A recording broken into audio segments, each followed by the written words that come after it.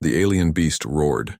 The human child yawned and offered snacks. Captain Zethkar had witnessed many things in his 30 cycles of commanding the interstellar research vessel Void's Edge. He had seen gas giants birth new moons, watched civilizations rise from primitive tool use to spaceflight in mere decades, and cataloged over 400 sentient species across the galaxy. But nothing, absolutely nothing, had prepared him for what he was witnessing on the third planet of the Sol system.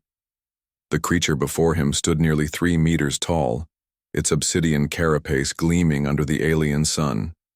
6 powerful legs anchored its weight while razor-sharp mandibles clicked menacingly.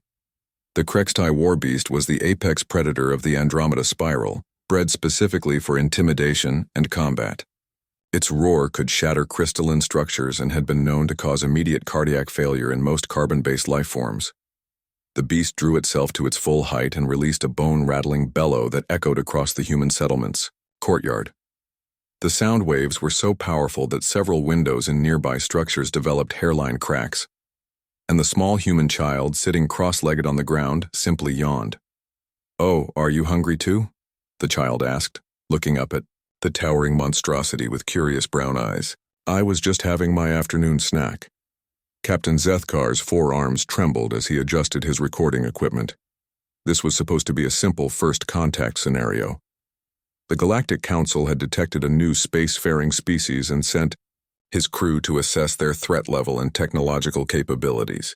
Standard protocol involved displaying overwhelming force to gauge the species' fear response and submission reflexes. The Krextai was their finest intimidation asset, a creature so terrifying that the warrior race of Malthus had immediately surrendered upon seeing just a holographic projection of one. But this small human, barely reaching the beast's lowest joint, seemed utterly unimpressed.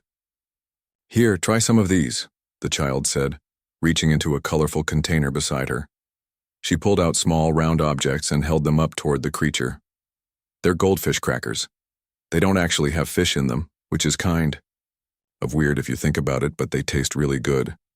The Krextai, trained for millennia to inspire terror, took a hesitant step backward. Its mandibles clicked uncertainly.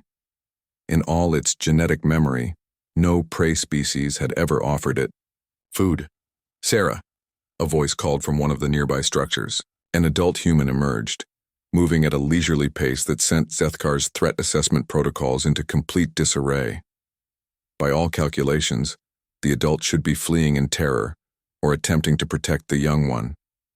Instead, she approached, with what could only be described as mild annoyance. "Sarah, what have I told you about feeding strange animals?" the woman said, hands on her hips. "You can't just give snacks to everything you meet." "But Mom, look how big he is, he must be super hungry." The child, Sarah, gestured enthusiastically at the war beast.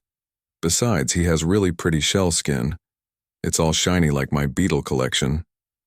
The adult human finally seemed to notice. Captain Zethkar and his crew positioned at the edge of the courtyard. She waved casually. "Oh, hello there. Are you here about the noise complaints? Because technically your friend there started the shouting match." Zethkar's translator implant struggled with the casual tone. According to his database, when faced with overwhelming force, species typically responded with either immediate submission, desperate aggression, or terror-induced paralysis. Mild social commentary was not in any of the recorded response patterns. We are representatives of the Galactic Council," Zethkar managed, his voice modulator crackling with confusion. "This is a demonstration of our military capabilities." "Oh, that's nice," Sarah's mother replied. "Sarah, come away from the big bug thing. It's almost time for dinner." "Can he come too?" Sarah asked, still holding out her crackers. "I bet he's never had mac and cheese."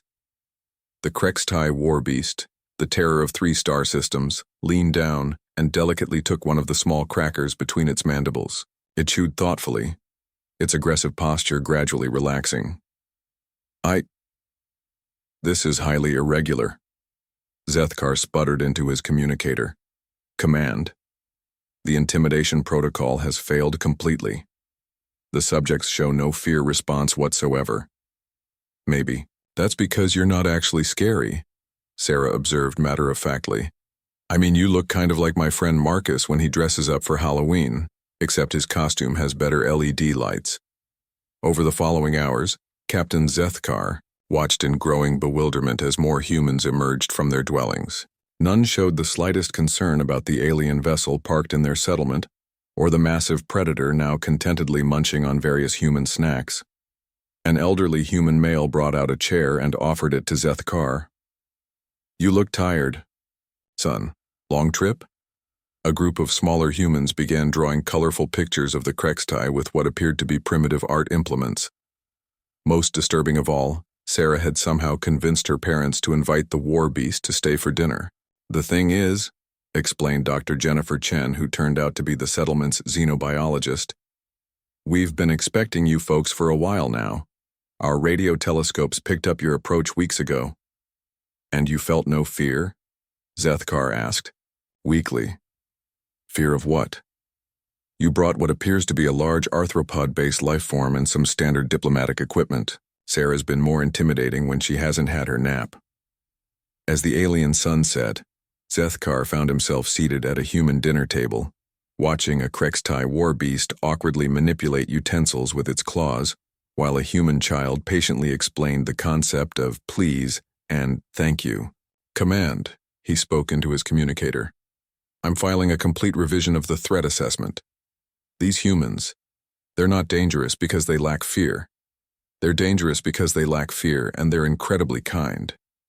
Any species that can domesticate a Krextai with snacks and politeness in under 4 hours represents a level of confidence we've never encountered. Are you recommending hostile action? Command's voice crackled back. Zethkar looked around the table where Sarah was now teaching the war beast how to play a simple human game involving colored cards. Negative, Command. I'm recommending we ask them very politely if they'd like to join the Galactic Council and maybe bring gifts. What kind of gifts? More snacks. Definitely more snacks.